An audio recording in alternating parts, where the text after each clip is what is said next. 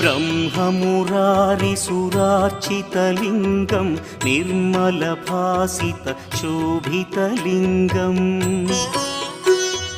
जन्मजदुःखविनाशकलिङ्गं तत्प्रणमामि सदा शिवलिङ्गम्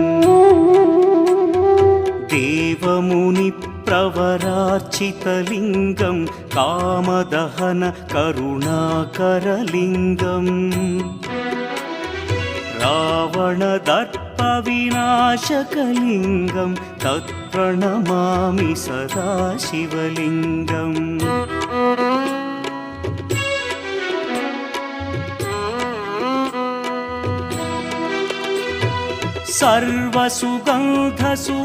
सर्वसुगन्धसुलेपितलिङ्गं बुद्धिविवर्धनकारणलिङ्गं सिद्धसुरासुरवन्दित